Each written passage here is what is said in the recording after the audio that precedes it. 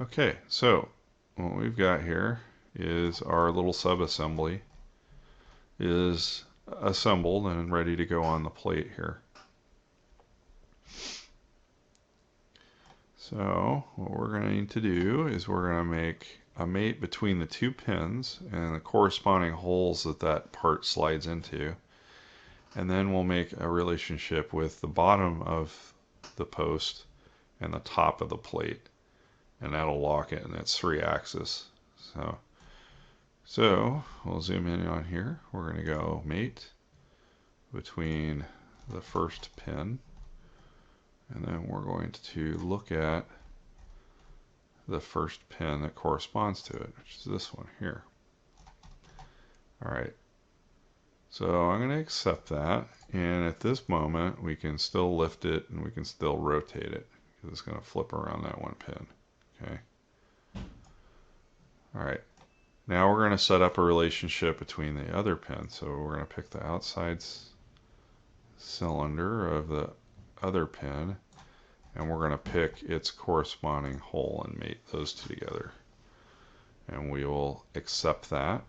Now we don't need to lock the rotation because the pivot now is locked between the two pins. So right now we have to lock it in the vertical axis. So we're going to go between the top of the base plate and make a relationship with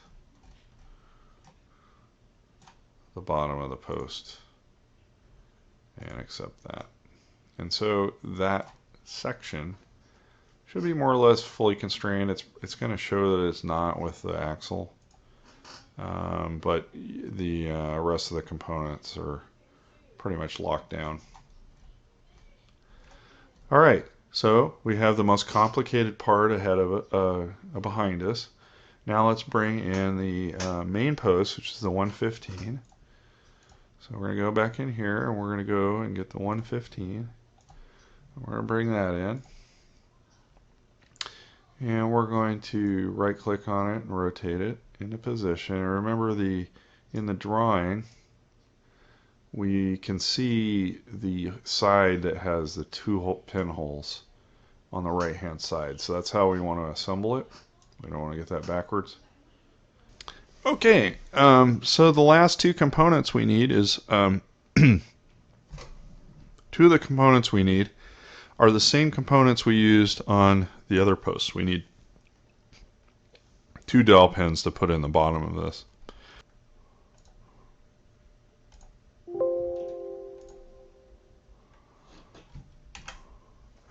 Okay, so we should be able to select those pins from the feature tree.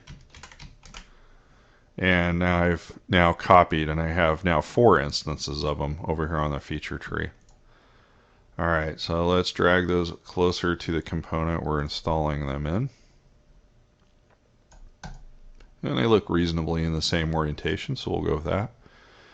We're going to select the outside cylinder of the first pin and the inside cylinder in the plate. And we're going to didn't have the mate command on. So again, have mate command on and select the 2.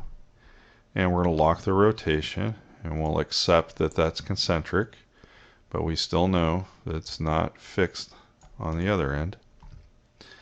Alright, in this case I'm just going to go ahead and do likewise on the other pin. Okay, we're going to lock rotation, accept it, drag it out. Alright. Now we want to make our relationship with the pin in the bottom of the hole. So we can rotate like this, and I'm going to select the edge of the bottom of the hole, spin around,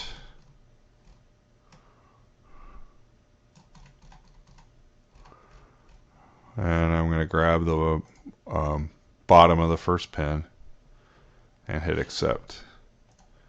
Alright, now from this orientation, I spread the 2 components apart a little bit. I'm going to select the outside cylinder of the pin,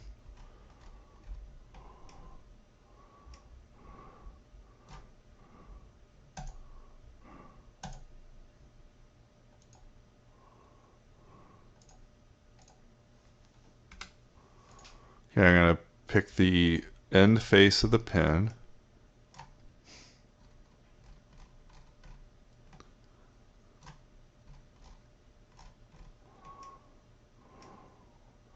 I'm going to rotate around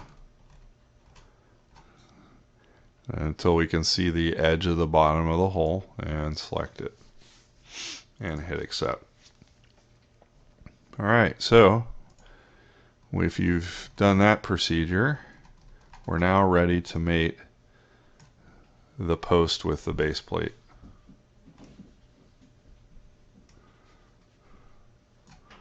Alright, so we just need to pick one of the pins. So we're going to say mate. I'm going to select this pin and the corresponding hole that it goes in. It should be this one. And take the concentric. Okay, I'm going to drag the components apart so I can still see my dowel pin sticking out. And now we need to do a mate between the other pin and its corresponding hole, which should be that one. We're going to accept that. And now we're going to make a mate between the top of the base plate and the bottom of the post. Okay, we're going to accept that. And here we go. We've got basically our assembly is done, except for the screws that would go in the backside to secure this whole assembly together. Okay, so at that point we're going to look at the bottom and make sure you're saving periodically. I notice the copy and paste sometimes doesn't work if you haven't saved in between. So we're going to go insert component, and we're going to insert a component, and our part number for the screw is the highest number of the list, so it's the 91253. We're going to hit that. We're going to hit open. We're going to put a screw there, and then we can go insert component and pick another one. Okay, that's an alternative to copying it. Let's rotate our screws so that they are roughly in the position orientation they would be if they went into the plate. Okay, so on screws you have to be careful what you select for concentric, because the tip may not be round, and so what we're going to do is we just need to make sure that we're selecting something we know is round. Okay, so we're going to go to mates, and we're going to select the edge of the top of the head, and then one of the holes that we're putting it in. Okay, so that would be here, and we're going to accept that it's concentric, and we're going to lock its rotation. We'll hit OK, and the screw is actually inside my model. Buried in there. It just automatically went somewhere. So what do? You can highlight one of your components and you can see the screw in there. You can right click on the component and you can either make it transparent or make it invisible. So I'm going to hide the component of the main post briefly just so I can drag the screw back out. And if you look over here on the tree on the left, it is now turned clear on its icon, so it's like a ghost. So I'm going to right click on that and we're going to make it visible again so it comes back. Okay, so now what we're going to do is we're going to mate the top of the head to the back of our plate. Okay, so we've got our first screw installed. Now let's go back and repeat that procedure. We're going to pick something round that we know is round on the screw. We're going to pick something that we know is round on the hole. And we're going to lock its rotation. We're going to accept that. And I'm having bad luck. I should have dragged that screw off to the side, but it's inside again. So we'll We'll right click on that feature and we're going to hide it, and that'll allow us to drag the screw out. And now we go back into the mate command and we're going to mate the top of the head to the back of the plate.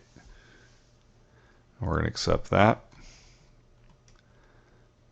And then we need to go back to our feature tree and make our one component that is invisible visible again. And we are done with the -55 subassembly. So this is the main motor frame. And so what happens is all the other subassemblies mount to this to make our upper level assembly, which is called the -1. Okay, so here we go. We're done with this particular model, and you're going to save. And as we keep building in increments from here on out, each assembly is going to have more and more pieces to it. Okay, that's it, and I'll catch you on the next one.